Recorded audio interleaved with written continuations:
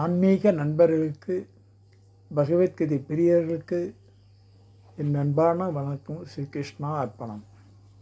இப்போ நம்ம என்ன பண்ணுறோம், பகவத்கீதையில் முக்தி எப்படி அடையிறதுன்றதை அவர் சொல்கிறார். அதுக்குண்டான மார்க்கம். முக்தி அடையிறது என்பது மிகப்பெரிய கஷ்டமான ஒன்று. ஏன்னா பாவமும் புண்ணியமும் சமமாக இருந்தால் தான் முக்தி. நேற்று அந்த சுலோகத்தில் பார்த்தோம். இப்போ புண்ணியம் அதிகமானால் என்னாச்சு, சொர்க்கத்துக்கு போயிடுறோம். பாவம் அதிகமானால் நரகத்துக்கு. இப்போ நரகம் முடிஞ்சிட்டு மறுபடியும் பிறக்கணும், மறுபடியும் கஷ்டப்படணும். புண்ணியம் அதே மாதிரி சொர்க்கம் போனாலும் திருப்பி வந்து பிறக்கணும், மறுபடியும் வந்து இந்த பூலோகத்தில் கஷ்டப்பட்டு மருத்துவ இப்படிலாம் கஷ்டப்பட்டு ஆகணும். அதனால தான் முக்தி நான் வந்து பகவானோட போய் ஐக்கியமாகுது. எப்படி இந்த ஆறுகள்லாம் போய் கடலில் போனால், கடல்னு சொல்லிட்டோம் பேருக்கு வந்து அந்த ஆறு காவிரி ஆறு, கங்கை ஆறு இப்படிலாம் சொல்ல முடியாது. கடலில் போயிடுச்சா கடல் எல்லாம். அதேமாரி நாமளும் பகவானோட ஐக்கியமாக கலந்துறது தான் முக்தி.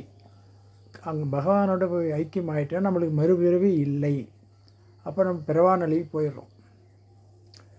அதுக்கு தான் முக்தி. அந்த முக்திக்கு எப்படி அடையிறது, ஆனால் நம்மளுக்கு பாவ புண்ணியத்தை எப்படி பேலன்ஸ் பண்ணுறது நமக்கு தெரியாது. அதுக்கு ஆண்டவன் பகவான் 18வது அத்தியாயத்தில் 66வது ஸ்லோகத்தில் சொல்லுகிறார். சர்வ தர்மம் பரிச்சத்திய மாமேகம் சரணம் வரஜ அகம் துவா சர்வ பாபப்பி மோட்ச இச்சாயாமி. அதனால் தர்மங்களை எல்லாம் மறைவை தீசித்து விட்டு என்னையே சரணடைக, பாவங்கள் அனைத்தின்று உன்னை நான் விடுவிப்பேன் வருந்தாதே. அதாவது என்ன சொல்கிறாருன்னா, நம்ம செய்யக்கூடிய புண்ணிய புராத்தியம் பகவான்கிட்ட கொடுத்துட்டோம்னா அவர் நம்ம பாவத்தை கழிச்சிடுவார். அதான் மலை போல் அந்த வினைகள் யாவும் பனி போல் நீங்கன்றாங்களே, அது பாருங்கள், மலை போல் நம்ம பாவத்தை செஞ்சிருந்தாலும் அந்த பாவம்லாம் ஒரே ஒரு புண்ணியம், சும்மா கொஞ்சம் புண்ணியம்.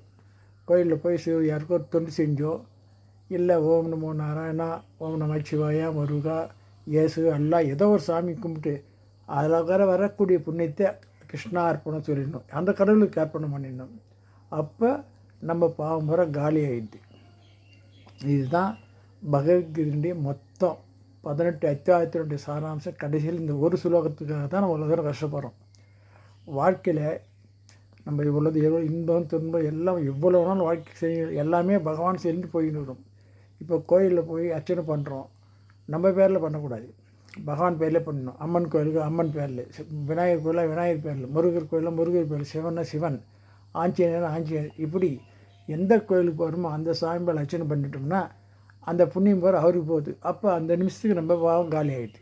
அப்போ அப்டேட் ஆகிட்டே இருக்கும், பாவம் காலி ஆகிட்டே இருக்கும், புண்ணியமும் இருக்காது, பாவமும் இருக்காது. அப்போ நம்ம எப்போ போனாலும் முக்திக்கு கிடச்சிடும். இதாங்க ரகசியம்.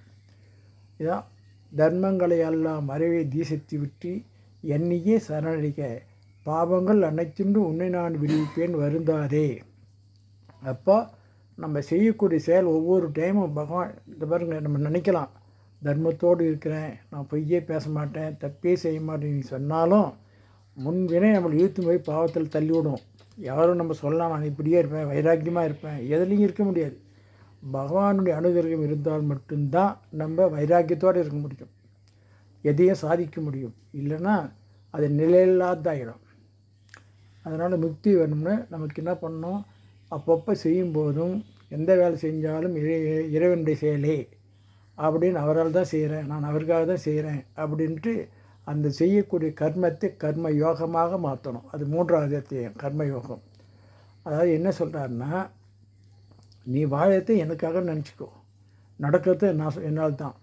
டைரக்டர் தானே படம் எடுக்கிறாரு, அவர் சொல்கிற மாதிரி தான் கதாபாத்திரம். அது மாதிரி என் பேச்சு நீ கேட்டினா நான் உன்னை கரை சேர்த்துருவேன். உன்னுடைய புண்ணியம் முறை என்கிட்ட வந்தது, பாவம் முறை நான் எது சொன்னாலும் நீ செஞ்சால் அது என்னால் செய்ய, ஒரு தப்பு செஞ்சாலும் அது என்னால் தான், ஏன்னா என் கண்ட்ரோலுக்கு வந்துட்ட நீ. அதனால் நம்ம தப்பு தவறு சரி அதெல்லாம் பார்க்கவே தேவையில்லை. சரணாகதின்னு பேர் இது.